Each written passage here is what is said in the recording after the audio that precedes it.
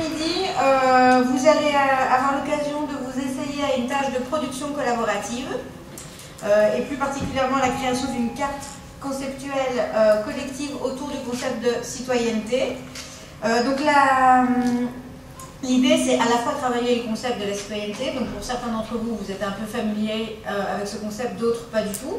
Donc voilà, c'est une occasion de vous plonger un petit peu dedans, et pour ceux qui en savent déjà un peu plus, d'apporter déjà vos connaissances et votre savoir autour de cette notion, et d'un autre côté de découvrir une méthode que vous connaissez peut-être aussi déjà, mais que vous aurez l'occasion de manipuler, et dans l'optique de pouvoir la transférer dans votre pratique avec vos stagiaires pendant les formations.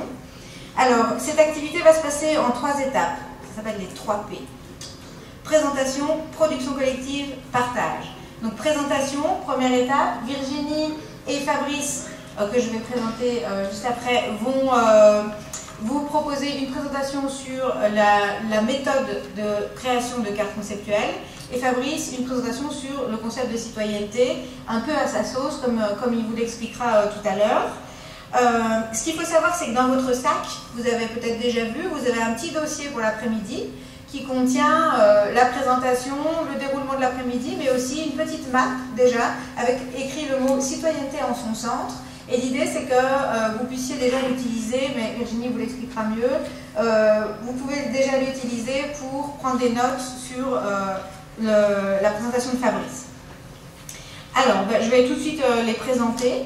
Donc Virginie Jamin, qui est chercheure au Lab7, une nouvelle parmi nous depuis peu, enfin, depuis un petit temps, mais elle est aussi la créatrice du jeu Attraptique, auquel vous avez joué à midi, avec des collègues, avec d'autres collègues à elle. Et elle a une petite formation dans le cadre des cartes conceptuelles, la création de cartes conceptuelles et de mind mapping. Fabrice Tchatcha, qui travaille au CRI de Charleroi, le CRI étant un centre régional d'intégration de Wallonie, qui œuvre à l'intégration des personnes étrangères ou des personnes d'origine étrangère. Il est responsable de projet au CRI de Charleroi, et dans le cadre de ses fonctions, il accompagne toute personne, tout groupe de personnes à développer un projet allant dans le sens de l'intégration des personnes étrangères ou d'origine étrangère. Et comme il nous l'a précisé ce matin aussi lors de l'activité, il est formateur de formateurs dans le cadre de la citoyenneté. Donc il vous expliquera peut-être un petit peu plus dans son introduction voilà, son rapport à son contexte professionnel.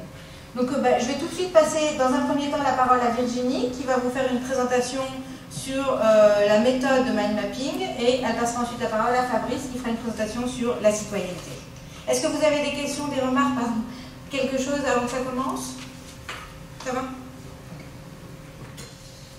Voilà, alors, on me charge donc de vous présenter en 10 minutes le concept de mind mapping et tout son potentiel de créativité et de collaboration. J'ai 10 minutes, je branche le minuteur.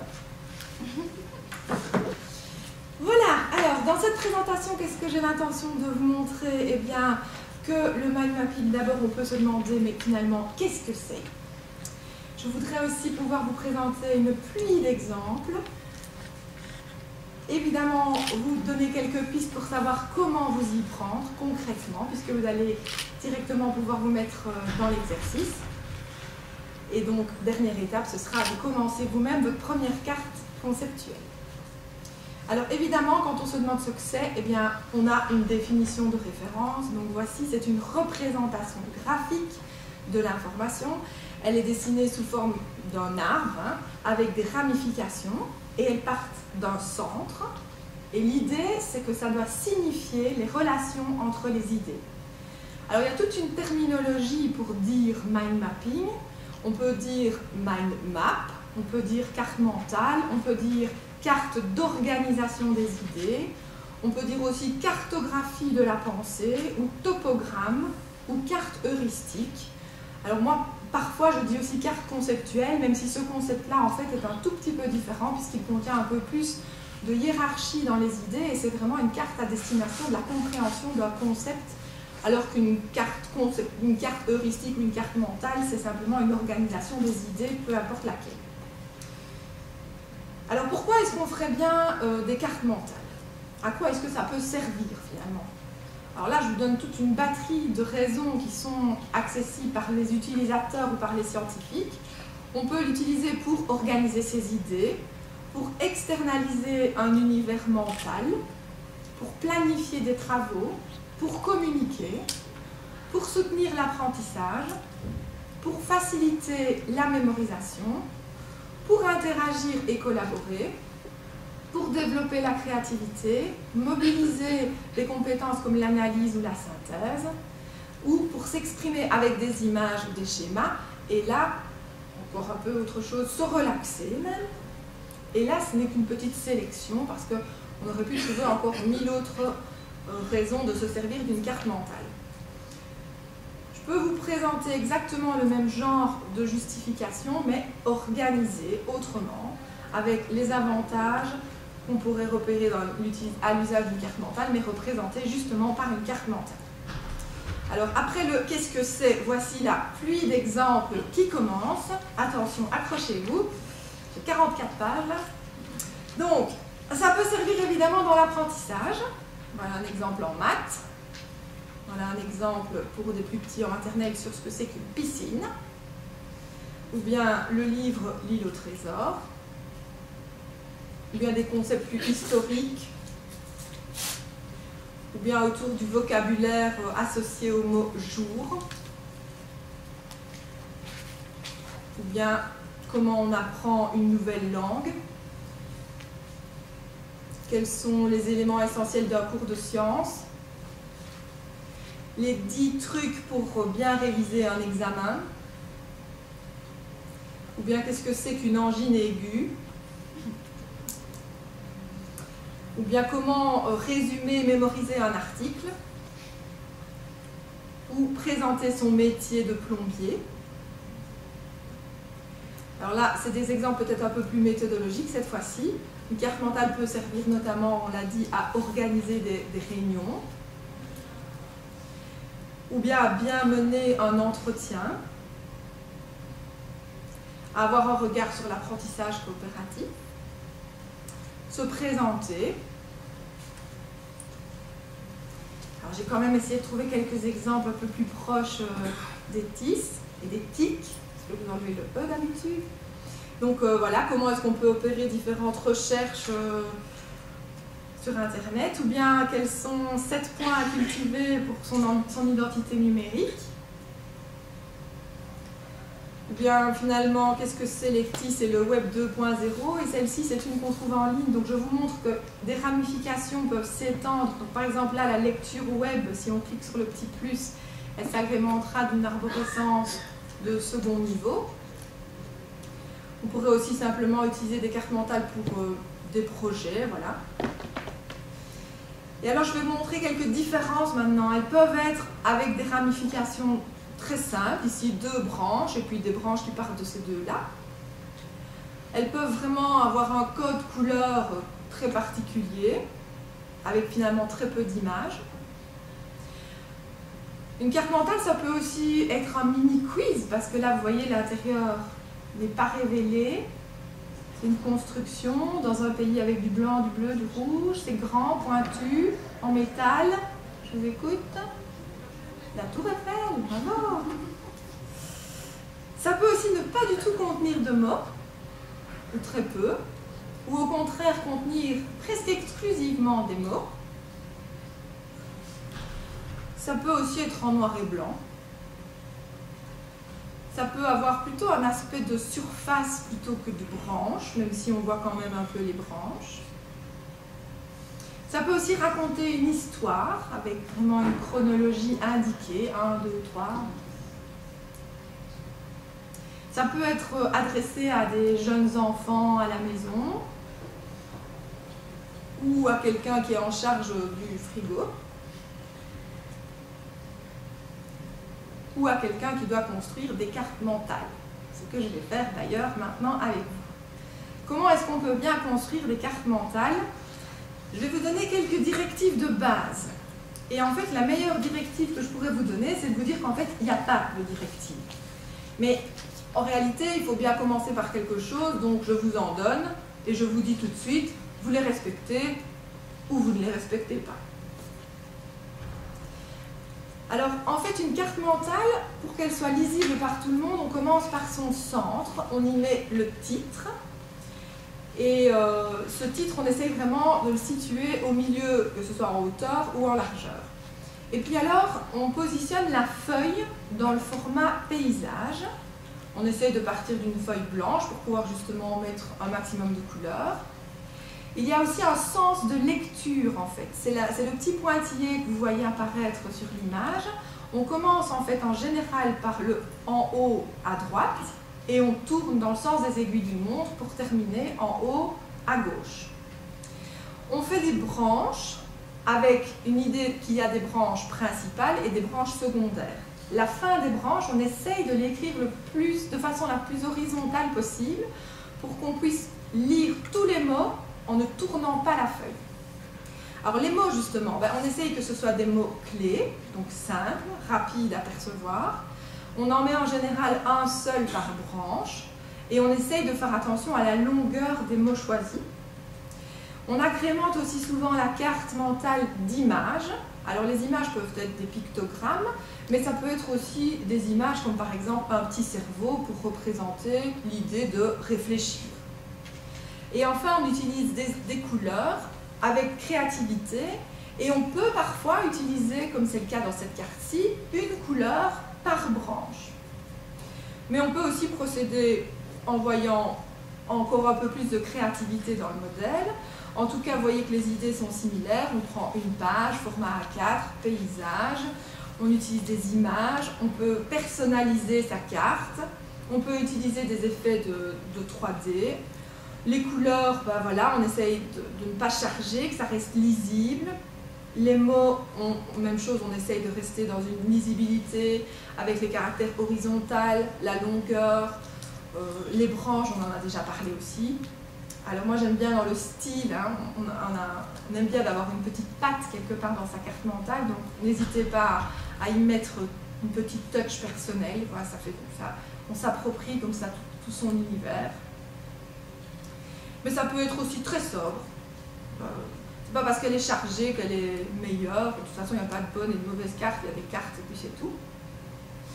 Alors, on en arrive à la quatrième partie de la présentation. Parce que les cartes mentales, tant qu'on vous en montre, c'est très bien, mais en fait, le mieux, c'est de commencer à en faire. Et pour en commencer une première, on vous propose, avec Fabrice, de vous parler du concept de citoyenneté. Alors, je peux vous faire une présentation linéaire de quelques mots-clés qui sont autour du concept de citoyenneté, comme par exemple, qu'est-ce qui vient de se passer? Vous les voyez déjà en fait, et voilà. Donc il y a des conduites particulières, il y a aussi des aptitudes et des compétences, des postures spécifiques à la citoyenneté. On peut aussi aborder la citoyenneté grâce à ses enjeux, et enfin on peut aborder la citoyenneté grâce au concept d'intégration. Alors ça, c'est une présentation linéaire. Ce qu'on vous demande aujourd'hui, c'est d'essayer de représenter... Voilà, le temps est écoulé et je n'ai plus que 2 dias. C'est d'organiser ces idées linéaires dans un format de carte mentale. Et donc, dans votre carnet du participant, vous pouvez vous rendre sur cette page qui contient le concept citoyenneté en son centre. Elle est en format paysage. Il y a déjà 3 branches, mais n'hésitez pas à en rajouter, à faire des branches secondaires si nécessaire. Et je cède la parole à Fabrice. Voilà, merci. Vous m'entendez bien, oui, je pense. Peut-être vous expliquer d'où je pars et pourquoi je vous parle de citoyenneté aujourd'hui. Comme l'a dit Maud tout à l'heure, je travaille au Centre régional d'intégration de Charleroi. Donc c'est un des 8 centres régionaux d'intégration sur la Wallonie. Et par rapport à ça, vous en avez peut-être entendu parler dans la presse, en 2014-2016, s'est mis en place le parcours d'accueil, parcours d'intégration pour les primo-arrivants. Et par rapport à ce parcours, un des axes de ce parcours, c'est la dimension citoyenne avec la mise en place de modules de citoyenneté. Et donc par rapport à ça, on s'est dit, étant donné que c'était une mission qui nous était dévolue, on s'est dit, ben, tiens, on va réfléchir à comment est-ce qu'on pourrait construire, travailler, développer une réflexion par rapport à la thématique de citoyenneté. Alors on n'a pas utilisé ton outil, mais ça aurait pu être très intéressant. Nous, on est parti de textes qui définissaient ce que c'était la citoyenneté. Et donc par rapport à ça, avec les formateurs qui proposaient déjà des modules de citoyenneté, on s'est dit, par exemple, tous ceux qui travaillent en éducation permanente, on ne va pas arriver, nous, et dire les centres régionaux ont décidé que la citoyenneté avec un grand C, c'est ceci ou c'est cela. On s'est dit, on va travailler avec vous. Idem, par rapport aux populations qui participent à ces différents groupes qui traitent la thématique de la citoyenneté, ben, certains ont des pratiques, des engagements hautement citoyens, j'aurais envie de dire, dans la mesure où nous, on ne va pas dire, en tant que formateur en citoyenneté, voilà, la citoyenneté c'est ceci, cela, alors qu'on s'adresse à des populations qui ont peut-être combattu des dictatures, qui ont eu des engagements très importants. On ne pouvait pas se permettre de dire, voilà, la citoyenneté c'est ceci, vous devez l'accepter.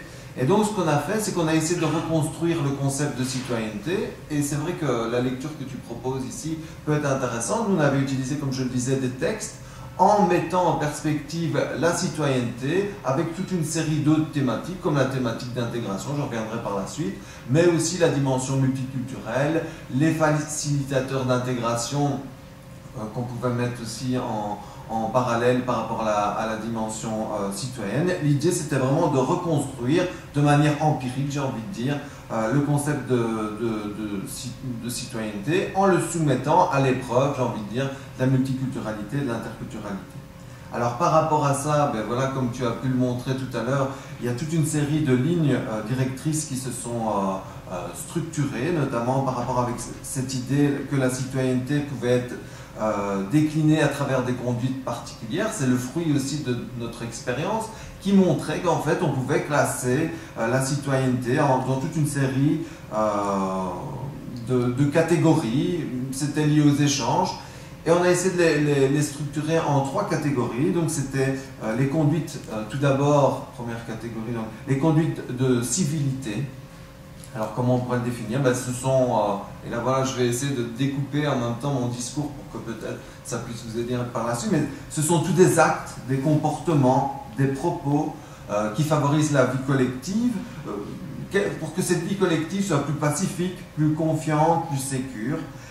Elle s'enracine dans un ensemble de codes et de normes partagées. Elle se décline de différentes façons. Alors par exemple, ça c'est laisser sa place à une personne âgée dans le bus.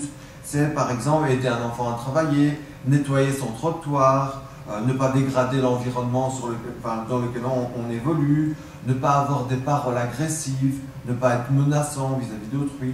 Voilà. Ça c'est une première catégorie qui est apparue dans les exercices qu'on a fait de manière empirique. Une deuxième catégorie, c'était les conduites qu'on a qualifiées de civisme et qui se caractérisent, qui se matérialisent par un rapport spécifique à l'exercice de ses droits et devoirs, de ses agissements par rapport à tout ce qui concerne la régulation et la gestion du pouvoir de l'État, j'ai envie de dire, de manière générale. En fait, c'est une certaine façon d'exprimer ses opinions individuellement, de manière collective, à travers des actions qui peuvent être très diverses.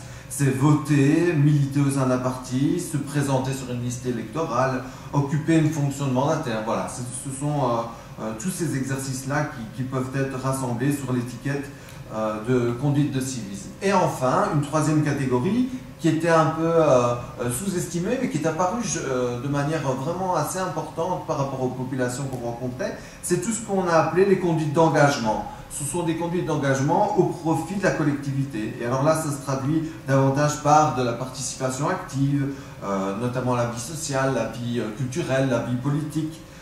Par exemple, le fait de faire partie d'un comité de quartier, d'être volontaire dans une association, de s'inscrire dans un syndicat, d'exprimer son point de vue, de manifester. Voilà, ça c'était un peu je vais dire en termes de savoir, ce qu'on pouvait construire par rapport à la dimension citoyenneté. Et puis par rapport à ça, on s'est bien rendu compte, c'est quelque chose qui apparaît en tout cas dans le cadre du travail qu'on faisait avec les différentes personnes, c'est que la citoyenneté ne s'arrêtait pas à ces définitions théoriques, mais qu'elle s'appuyait sous toute une série d'aptitudes, de compétences, de postures spécifiques. Et là, par exemple, c'est tout ce qui est intrinsèquement lié, j'ai envie de dire, aux conduites citoyennes, c'est-à-dire par exemple le fait d'écouter les gens, le fait de se remettre en question, le fait de faire preuve d'esprit critique, de développer sa connaissance, de comprendre les enjeux sociaux, économiques, politiques, culturels, la capacité aussi, comme dans le cadre de l'approche interculturelle, de pouvoir se décentrer, de pouvoir se regarder soi-même comme étant un étranger, de comprendre son cadre de référence, de comprendre le cadre de référence de l'autre, de négocier, de travailler sur la thématique du vivre ensemble. Et c'est là qu'apparaît aussi une autre dimension qui nous paraissait importante par rapport à la citoyenneté, c'était l'ensemble des enjeux. Et c'est vrai, finalement, la citoyenneté a des enjeux. L'identification des conduites citoyennes et les discussions qui sont apparues nous ont amené à interroger ces dimensions-là et ont remarqué qu'en fait la citoyenneté était étroitement liée à toute une série de valeurs, comme des valeurs de justice, d'égalité, d'équité, de respect, d'intégrité physique et psychologique, de responsabilité, d'inclusion sociale, d'émancipation, d'autonomie, de non-discrimination. Et ces valeurs, indépendamment de leur valeur en soi, j'ai presque envie de dire, elles devaient être mises en scène, mises en jeu, elles devaient inspirer et promouvoir une certaine forme de société. Ça t'est paru notamment, par exemple, lorsqu'on posait la question, est-ce que vous pensez qu'une manifestation qui toucherait à la thématique de la peine de mort serait une conduite citoyenne? Et voilà, et ça posait pas mal de questions. Finalement, c'est une conduite qu'on pourrait qualifier de citoyenne, des gens qui se mettent, qui militent, qui s'engagent, qui essayent de défendre des valeurs, mais est-ce que, finalement, cette thématique valorise la société qu'on a envie de promouvoir et défend cette valeur qu'on peut estimer importante qu'est la citoyenneté? Donc voilà, je vous laisse je laisse à votre réflexion cette dimension-là, mais enfin bon, tenez bien compte, il me semble, je pense que c'est important de tenir compte de ces enjeux-là, indépendamment d'une définition froide qu'on pourrait faire de la citoyenneté. Et puis, pour revenir au dernier élément, je vois que c'est un peu intitulé citoyenneté et intégration. L'idée, c'était vraiment de mettre en balance, de mettre en perspective la citoyenneté avec toute une série de choses. Et donc, ce qui nous a fait définir la citoyenneté comme étant le fait d'appartenir à une communauté politique donnée, d'y jouir des mêmes droits, des mêmes obligations et de pouvoir participer activement à la définition et à la poursuite, et c'est là que cet élément moi, me semble important, la poursuite d'un bien commun, tant sur le plan social, économique, politique et culturel. Et donc par rapport à ce bien commun-là, ça suppose toute une série d'agissements qui ne sont pas exclusivement orientés vers ses besoins personnels, ses besoins individuels, ses besoins particuliers, idem par rapport à ses intérêts. Ça ne doit pas forcément aller dans le sens de ses intérêts personnels, mais plus aller dans le sens d'intérêts collectifs, on aurait envie de dire. Et c'est là en fait qu'apparaissent d'autres concepts, comme celui d'intégration. Enfin, nous, en tant que centre régional d'intégration, on travaille beaucoup sur cette thématique-là. Moi, je ne vais pas rentrer dedans, il faudrait que je reprenne le même temps pour repartir du concept d'intégration. Mais donc, mettre en perspective la citoyenneté avec toute une série d'autres concepts, comme celui d'intégration, comme celui de démocratie participative aussi, comment est-ce qu'on peut approfondir cette dimension-là, comment est-ce qu'on peut approfondir aussi la dimension de défense des libertés individuelles, collectives et de manière plus générale des droits humains, comment favoriser l'égalité entre les personnes,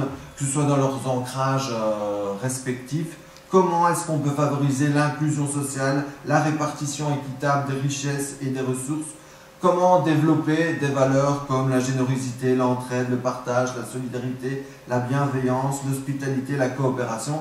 Enfin, toute une série de choses, toute une série de comportements qui vont faire contrepoids à l'individualisme et à une certaine vision de la citoyenneté qui n'est qui ne serait pas, à notre sens, qui n'a pas été en tout cas satisfaisant.